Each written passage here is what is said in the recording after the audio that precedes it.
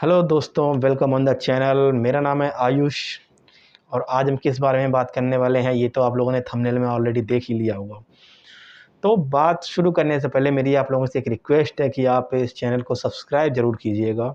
तो चलिए हम आज के टॉपिक पर आते हैं। आज का टॉपिक ये है कि जो एफकेट की कट ऑफ होती है वो सीडीएस की कट ऑफ से इतनी कम क्यों रहती है। आप देखेंगे कि एफकेट को पास करने के बाद भी आप एयरफोर्स में ऑफिसर ही बनते हैं और सीडीएस को अगर पास करते हैं तो एयरफोर्स में भी ऑफिसर बनते हैं, साथ ही साथ नेवी और आर्मी में भी ऑफिसर बनते हैं। बट आप एक चीज़ नोटिस करेंगे कि जब सीडीएस की कट ऑफ आती है तो उसमें सबसे ज़्यादा कट ऑफ जाती है वो जाती है इंडियन एयरफोर्स की। जबकि आप एफकेट का एग्ज़ाम देने जाएंगे तो आप देखेंगे उसकी कट ऑफ बहुत ही कम रहती है, जबकि आप ऑफिसर दोनों में बन रहे हैं इंडियन एयरफोर्स में। तो इस बारे में हम बात करते हैं। तो इसके कुछ पॉइंट्स हैं। तो जैसा कि आपको पता है कि जो एफकेट का एग्ज़ाम होता है वो इंडियन एयरफोर्स के द्वारा कंडक्ट कराया जाता है सीडेक के द्वारा, और जो सीडीएस का एग्ज़ाम होता है वो कंडक्ट कराया जाता है यूपीएससी के द्वारा। तो इतना तो आप जान ही लो कि यूपीएससी जो भी एग्ज़ाम कराता है उसका लेवल तो अलग ही रहता है। बट एक दो जो रीज़न आते हैं कि एफकेट की कट ऑफ लो रहती है वो मैं बताता हूँ आपको। तो एफकेट की कट ऑफ लो रहने का पहला रीज़न है कि जो क्राइटेरिया मांगते हैं फॉर्म फिलअप करने के टाइम पे कि ग्रेजुएशन में 60% होना चाहिए। अब क्या होता है कि ये यूपी में सीएसजीएम यूनिवर्सिटी हुई या फिर किसी आप इग्नू से कर रहे हैं ग्रेजुएशन या आप किसी और यूनिवर्सिटी से भी कर रहे हैं, यहाँ पे फर्स्ट डिवीज़न बनाना यानी कि 60% मार्क्स लाना बहुत ही मुश्किल काम होता है। तो कई सारे स्टूडेंट्स ऐसे होते हैं जो पढ़ने में बहुत ही अच्छे होते हैं, बट क्या होता है कि उनके 60% मार्क्स नहीं आ पाते हैं ग्रेजुएशन में, तो वो एफकेट में फॉर्म ही अप्लाई नहीं कर पाते हैं।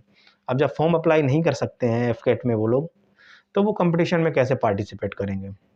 तो पहला तो रीज़न ये हो गया।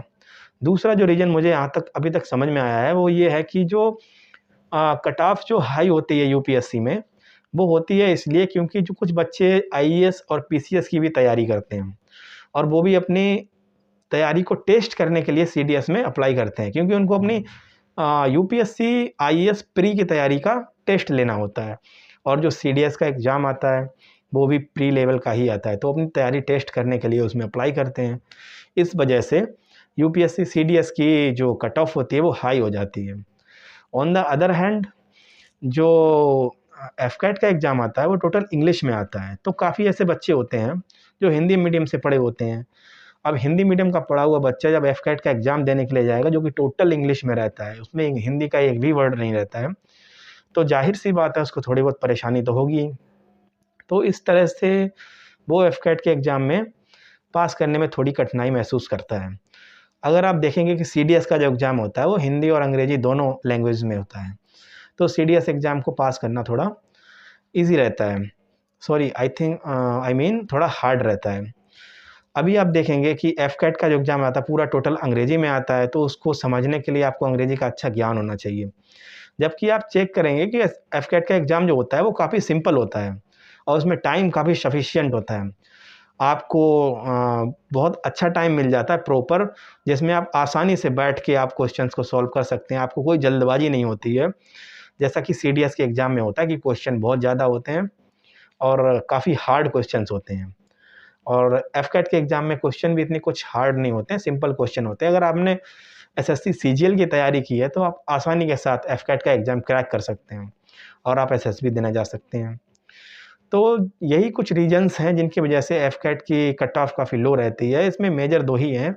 पहला तो यही है कि पेपर अंग्रेजी में रहता है, तो कुछ बच्चे जो बिहार, यूपी और राजस्थान कुछ ऐसे स्टेट से आते हैं जहाँ पे उनकी इंग्लिश थोड़ी वीक होती है, तो वो बच्चे इतना कंफर्टेबल फ़ील नहीं करते हैं इस एग्ज़ाम को देते समय। और दूसरी बात ये है जो 60% का क्राइटेरिया है वो काफ़ी प्रॉब्लमैटिक होता है, क्योंकि अब ग्रेजुएशन में 60% आना तो बहुत ही मुश्किल रहता है बच्चों के लिए। ख़ास तौर पे जो ये सीएसजीएम यूनिवर्सिटी वाले बच्चे होते हैं वहाँ पे तो 60% लाना बहुत ही मुश्किल है और इग्नू से भी 60% लाना मुश्किल है, और भी जो यूनिवर्सिटीज़ हैं। तो ये दो प्रॉब्लम्स ज़्यादा मेजर रहती हैं। तीसरा सीडीएस की कट ऑफ मैंने आपको बता ही दी क्यों हाई आती है। तो अगर आपके 60% मार्क्स हैं, आपको इंग्लिश का अच्छा खासा ज्ञान है, तो आप एफकेट का एग्ज़ाम दीजिए और ज़्यादातर चांसेस ये हैं कि अगर आपने अच्छे से पढ़ाई की है, एसएससी सीजीएल की तैयारी भी की है, तो आपका एफकेट का एग्ज़ाम निकल जाएगा, क्योंकि बहुत ही अच्छा टाइम होता है उस एग्ज़ाम में और मुझे काफ़ी सिंपल लगता है वो एग्ज़ाम। तो आपको अगर एयरफोर्स में ऑफिसर बनना है तो आप एफकेट का एग्ज़ाम ज़रूर ट्राई कीजिएगा। So that's all for the video. जय हिंद, जय भारत।